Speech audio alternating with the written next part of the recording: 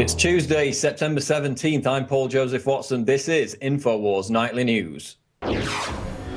Tonight, another tragedy fueled by mass murder-suicide pills. Mass shootings are hyped up to sell the public on panic, but the numbers show that mass shootings are actually down. Benghazi Gate heats up when a CIA employee refuses to be gagged. And yes, we can arm terrorists. Obama signs an order so he can transfer al-Qaeda weapons. All this and more tonight on the InfoWars Nightly News.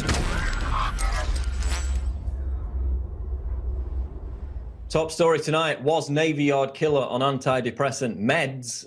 Several indications suggest that the Navy Yard killer, Aaron Alexis, may have been taking psychiatric drugs, bringing into focus once again the clear connection between antidepressants and mass shootings.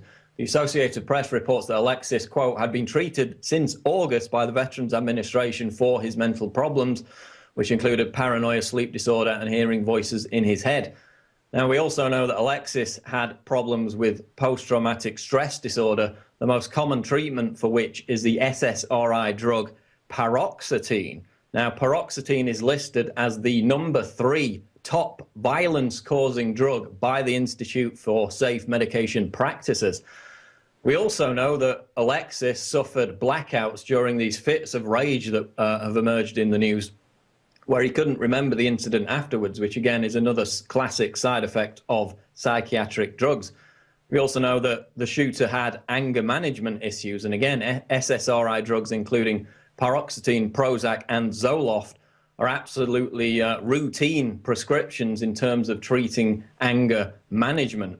So, whereas it's not been completely confirmed, everything suggests that he was on these meds. Now, it took 9 months to confirm that James Holmes, the Batman shooter, was on Zoloft, which of course was the same drug that Eric Harris was on before Columbine.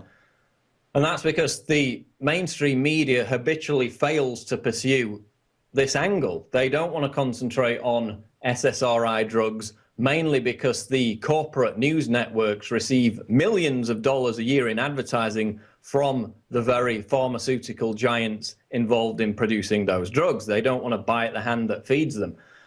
But now it's coming clear that Alexis, this mass shooter, was on this medication. It's yet to be confirmed, but again, 90% of school shooters were on these drugs. Dozens of cases in massacres over the last 25 years of these shooters being on drugs.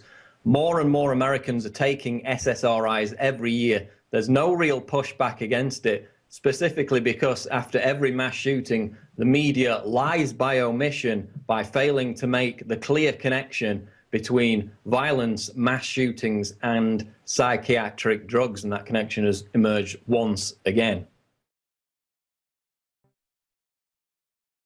Mass shootings fuel fear, account for fraction of murders. This is a report out of Bloomberg. Mass U.S. shootings, such as the bloody rampage at the Washington Navy Yard, spur safety concerns and garner intense media attention, while statistically accounting for few of the total murders reported worldwide. So in this article, which breaks down the research of James Allen Fox, a professor of criminology at Boston's Northeastern University, documents that there is no recent epidemic of mass shootings in the United States, and that the fraction, the percentage of mass shootings in terms of murders is extremely small. Now, again, it's perception over reality. The mainstream media's obsession over these incidents, again, in relation to their gun control agenda, manipulates Americans into thinking they're becoming more commonplace. Same with gun crime. Violent crime is decreasing rapidly in the United States. Gun homicides in the US are down 49% since 1993, according to the Justice Department's own figures. But because the political establishment has organized this agenda to eviscerate the Second Amendment, it relies on the corporate press to provide the emotional theater necessary to elicit support from the American people for gun control, support which would be far lower if Americans were cognizant of the actual facts. The Telegraph reports Aaron Alexis, Washington Navy Yard gunman, obsessed with violent video games. The Washington Navy Yard gunman Aaron Alexis played violent video games, including Call of Duty, for up to 16 hours at a time and friends believe it could have pushed him towards becoming a mass murderer. They've got quotes from his friends in this article saying, "I think games might be what pushed him that way." Now, as we talked about earlier today on the Alex Jones Show, the usual response whenever I raise this issue of video games and mass shootings is, I play violent video games. I'm not a mass murderer. Millions of people play video games worldwide. They're not all violent. But that's not the issue. The question that we're asking is, does an obsession with violent video games make it more likely for an already unstable person to cause violence, especially in addition to these SSRI drugs that we just talked about?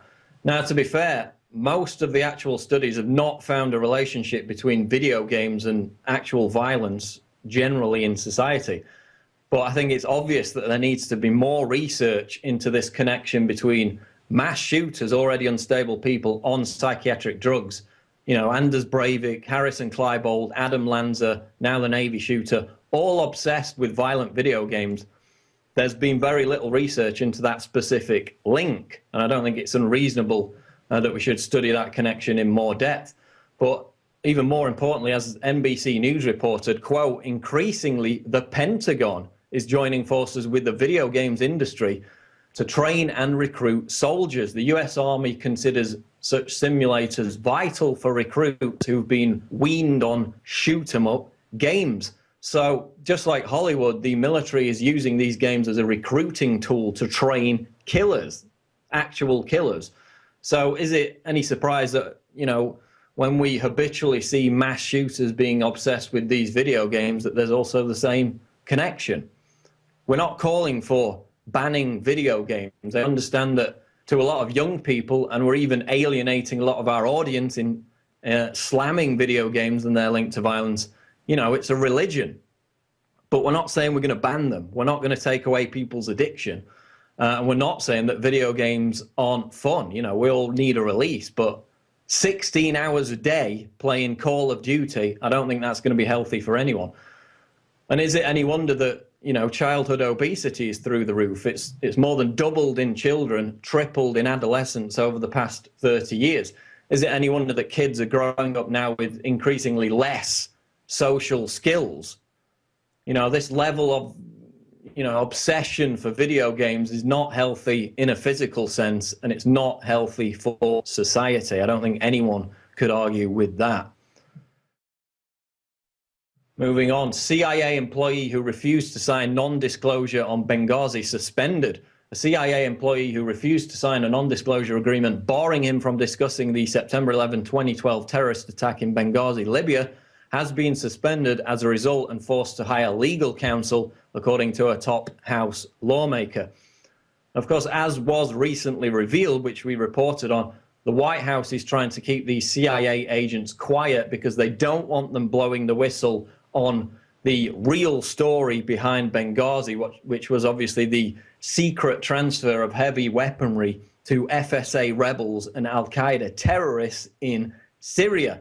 So we're being told by the Obama administration to believe them on intelligence that proves Assad was behind a chemical weapons attack in Syria, simply because, as John Kerry said, we know, while the administration simultaneously blocks CIA agents in Benghazi from telling the truth about weapons transfers to Syria by subjecting them to these forced polygraph tests on a routine basis.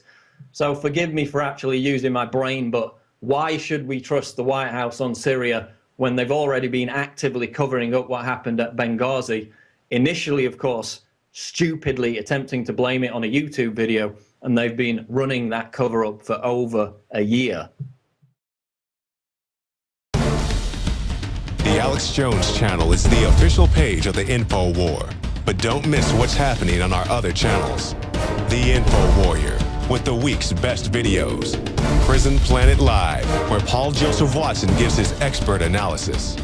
And keep up with the rest of the InfoWars crew on our other pages. All of our videos are available to repost for educational purposes. See the sidebar of the Alex Jones channel for the subscription links. And remember, you can always find our videos in the highest quality by becoming a member of PrisonPlanet.tv.